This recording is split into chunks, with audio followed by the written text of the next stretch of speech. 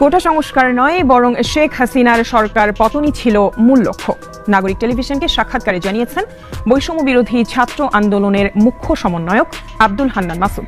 এবারে বের হলো অন্তরালের ঘটনা। বিপ্লবী সরকার গঠনই ছিল তাদের মূল লক্ষ্য। শেখ হাসিনা দ্রুত পালিয়ে যাওয়ায় সময় পাননি তারা। 10-15 বছরের একটা প্ল্যানিং আমরা হাতে রেখে কাজ করেছিলাম। We have made clear to the government of Bangladesh as we make clear to countries. করার প্ল্যান ছিল 5ই আগস্টে। আপনারা যে পালিয়ে যাওয়ার ভিডিওটা দেখেন না, এই পালিয়ে যাওয়ার ভিডিওটা কে ভিডিও করেছে বলেন তো? হত্যা চেষ্টার মুখোমুখি হন আওয়ামী লীগ সভানেত্রী ও প্রধানমন্ত্রী শেখ হাসিনা। প্রতিবারই ভাগ্যর জোরে তিনি বেঁচে যান।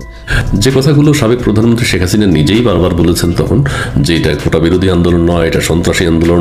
ডক্টর ইউনূস তিনি যে ফাঁদ পেতেছিলেন, এবার সেই ফাঁদে তিনি নিজেই পড়তে যাচ্ছেন। ডক্টর ইউনূসের আসলে উদ্দেশ্য ছিল শেখ হাসিনাকে সরিয়ে দিয়ে তিনি ক্ষমতায় বসা, আর তিনি সেটাই করছেন। আর ইতিমধ্যেই সেটা ফাঁস হয়ে গেছে।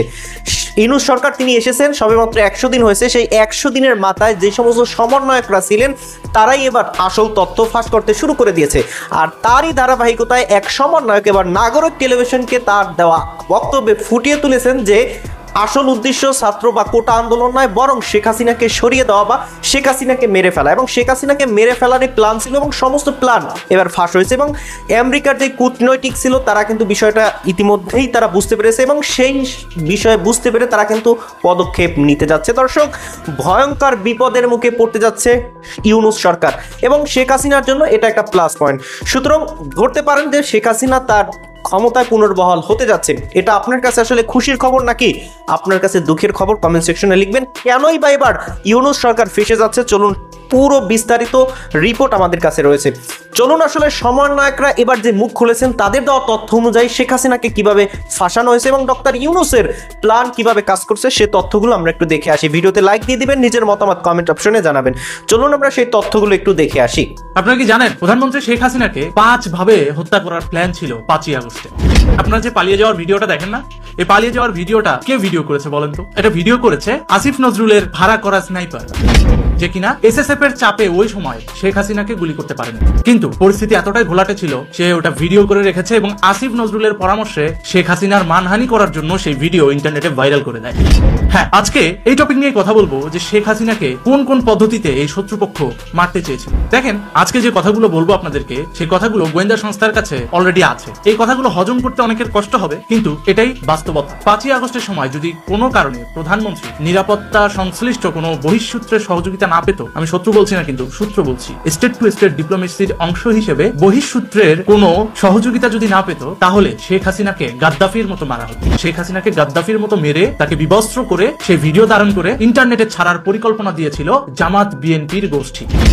এটা ছিল 5 ভাবে মারার একটা। কোনো কারণে শেখ হাসিনাকে বাংলাদেশ থেকে নিরাপত্তার সাথে অন্য দেশে আশ্রয়ের বন্দোবস্ত করা না হতো, তাহলে শেখ হাসিনাকে গণভবনেই মেরে দিয়ে গণভবনেই মাটি চাপা দিয়ে দেওয়া হতো শেখ হাসিনা এবং শেখ রেহানা। হ্যাঁ, এটা আমার কথা না, বিশ্বের অনেক গোয়েন্দা সংস্থা আছে যারা বাংলাদেশে কাজ করছেন, তারা যদি এই ভিডিওটা দেখেন তারা তাদের রিপোর্টের সাথে হয়তো মিল পাবেন। সুতরাং এখানে লুকো চাপানোর কিছু নাই। জামাত এবং সেনাবাহিনীর এই পরামর্শ ছিল যে যদি কোনো কারণে বিএনপির সাথে আঘাত করে এই জিনিসটা সম্পন্ন করতে না পারে, তাহলে জামাত এবং সেনাবাহিনী মিলে গণভবনে তাকে কবর দিবে। আরেকটা বিষয় হচ্ছে আমেরিকা চেয়েছিল শেখ হাসিনাকে সাদ্দামের মতো করে জুডিশিয়াল কিলিং করে হত্যা করতে। প্রথমে তাকে আইনের কাস্টডিতে নেওয়া হবে, গ্রেফতার করা হবে, দেন তাকে বিচারের মাধ্যমে, বিচার প্রক্রিয়ার মাধ্যমে সাদ্দামকে যেভাবে মারা হয়েছিল ঠিক সেভাবে মারা হবে।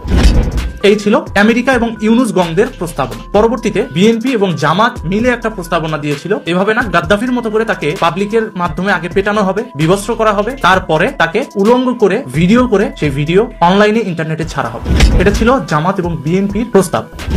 কিন্তু এটা পারে নাই আমাদের দেশেরই। আবার অন্যান্য সব সেনাবাহিনী তো আর খারাপ না, কিছু কিছু ভালো সেনাবাহিনীও তো আছে আমাদের দেশে। সেনাবাহিনীর ঊর্ধ্বতন কর্মকর্তাদের মধ্যে একটা অংশ কিন্তু এই জিনিসটা বাধা দেয় এবং ওই দিন গণভবনে এসএসএফ সর্বোচ্চ ভূমিকা রেখেছিল শেখ হাসিনা এবং শেখ রেহানাকে রক্ষা করার ক্ষেত্রে। কারণ স্পেশাল সিকিউরিটি ফোর্সের কিন্তু দায়িত্ব রানিং প্রধানমন্ত্রীকে যেভাবেই হোক সেফটি এবং সিকিউরিটি দেওয়া, এবং তারই অংশ হিসেবে স্নাইপারকে আইডেন্টিফাই করতে পেরেছিল এবং স্নাইপারকে আইডেন্টিফাই করে তারা কিন্তু তাদের জিম্মায় নিয়েছিল। যদিও পরিস্থিতি খারাপ ছিল তাই তাকে মারধর করে নাই কিংবা তাকে চাপে রাখতে পারেনি। সেনাবাহিনীর একটা অংশই তো কোনো না কোনো ভাবে আঘাত করে এই স্নাইপারকে গণভবনে ঢুকিয়েছে এবং পরবর্তীতে যখন দেখলো এই 3টা প্ল্যানের একটা প্ল্যানও কাজ করছে না, ইউনুস গংদের আমেরিকার প্রেসক্রিপশন অনুযায়ী একটা প্ল্যান, জামাত বিএনপির একটা প্ল্যান, জামাত সেনাবাহিনীর একটা প্ল্যান, এই 3টা প্ল্যান, আবার এই যে স্নাইপারের একটা প্ল্যান, 4 নম্বর প্ল্যান, কোনোটাই কাজ করলো।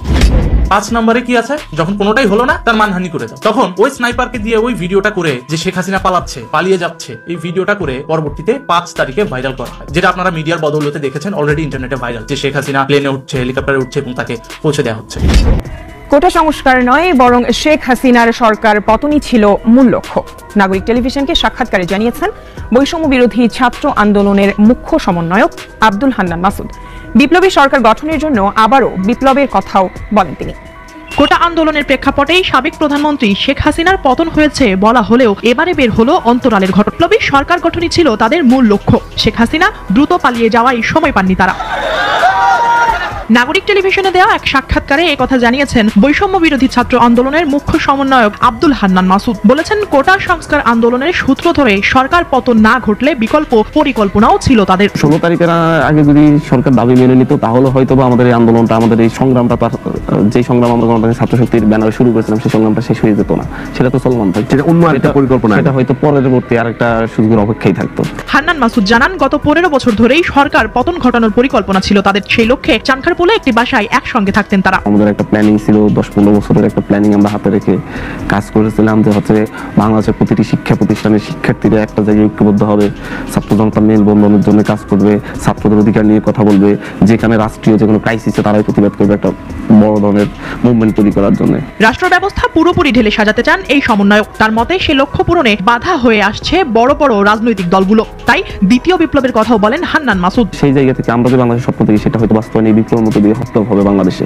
আমরা চাই যে এই বিপ্লবটা অতি দ্রুত হয়ে যেন হচ্ছে, এর মাধ্যমে যেন হচ্ছে সকল আগাছা মুক্ত বাংলাদেশ গঠিত হয়। বৈষম্য বিরোধী ছাত্র আন্দোলনের মুখ্য সমন্বয়ক আব্দুল হান্নান মাসুদের সাক্ষাৎকারটি আগামী কাল এবং পরশু প্রচার করবে নাগরিক টেলিভিশন। প্রথম কথা হচ্ছে যে যেই 5 আগস্ট পরবর্তী পার্শ্ব প্রতিক্রিয়ায় যারা ক্ষমতায় এসেছে, আমরা বাংলাদেশের নাগরিকেরা মনে করে তারা অবৈধভাবে ক্ষমতা এসেছে, অসাংবিধানিকভাবে ক্ষমতা এসেছে, অগণতান্ত্রিকভাবে ক্ষমতা এসেছে এবং জবরদখল করে ক্ষমতায় রয়েছে। যে কারণে বাংলাদেশ ছাত্রলীগের কর্মী হিসেবে আমরা যেটা মনে করি যে এই সরকারের বাংলাদেশ ছাত্রলীগের উপর আরোপিত নিষেধাজ্ঞার কোনো বৈধতা, কোনো আইনি ভিত্তি, কোনো নৈতিক ভিত্তি, কোনো যৌক্তিকতা আছে বলে আমরা মনে করি না। বরং এটি তারা যে এক ধরনের ফ্যাসিস্ট রাষ্ট্র কাঠামো গড়ে তুলেছে, মত প্রকাশের স্বাধীনতা নেই, সমাবেশ করার স্বাধীনতা নেই, সাংবিধানিক অধিকার নেই, মৌলিক মানবাধিকার নেই, এই যে তারা একটি ফ্যাসিস্ট রাষ্ট্র কাঠামো গড়ে তুলেছে, এটি নিরাপত্তা নিশ্চিত করার জন্য, নিজেদের অবৈধ অগণতান্ত্রিক ক্ষমতার নিরাপত্তা নিশ্চিত করার জন্য তারা বাংলাদেশ ছাত্রলীগের উপর নিষেধাজ্ঞা দিয়েছে। এবং শুধু তাই নয়, আমরা মনে করি যে এর মাধ্যমে বাংলাদেশ ছাত্রলীগের দীর্ঘদিনের ইতিহাস রয়েছে প্রগতিশীলতার পক্ষে থাকা, ধর্মনিরপেক্ষতার পক্ষে থাকা, গণতান্ত্রিক মূল্যবোধের পক্ষে থাকা। যে কারণে তারা মূলত বাংলাদেশ ছাত্রলীগকে নিষিদ্ধ করার মাধ্যমে বাংলাদেশে যারা প্রতিক্রিয়াশীল রাজনীতি করতে চায়, মৌলবাদী রাজনীতি যারা চর্চা করতে চায় এবং যারা এক ধরনের ধর্মান্ধ রাষ্ট্র ব্যবস্থা গড়ে তুলতে চায়, তাদেরকে প্রকারান্তর পৃষ্ঠপোষকতা প্রদর্শনের জন্য তারা এই কাজটি করেছে বলে আমি মনে করি। দর্শক, ডক্টর ইউনূস যখন ক্ষমতা এসেছিল তখন তার ভাবটাই এমন ছিল যে তিনি আসলে ক্ষমতা, মানে তার জন্য ক্ষমতা এটা কেমন যেন লাগে, অর্থাৎ তিনি ক্ষমতা চালানো বা দেশ চালানোর মতো ব্যক্তি না, তাকে টেনে হিসড়ে এই স্থানে রাখা হয়েছে। তার ভাবটা দেখেই মানুষ কিন্তু বুঝেছিল যে এই লোকটা আসলে ক্ষমতালোভী হতে পারে না। কিন্তু এইবার সমন্বয়করা তারা মুখ খুলতে শুরু করেছে, কারণ ডক্টর ইউনূস তিনিও এখন বিভিন্ন মানুষের মানে তালে পড়ে সমন্বয়কদের সাথে বা যে সমস্ত উপদেষ্টা রয়েছে তাদের সাথে এমন আচরণ করতেছিল, যার ফলে কিন্তু তারা এখন মুখ খুলতে শুরু করেছে। সুতরাং ডক্টর ইউনূসের কর্মকাণ্ডে বোঝাই যায় যে মাস্টার মাইন্ড যে তিনিই ছিল, সেটা কিন্তু এখন তার কর্মকাণ্ডে ফুটে উঠেছে। আসলে আপনি বিষয়টা কোন নজরে দেখছেন বা আপনার নিজের মতামত কি, সেটা আপনি জানাবেন। ভালো থাকবেন সবাই। আসসালামু আলাইকুম ওয়া রাহমাতুল্লাহ।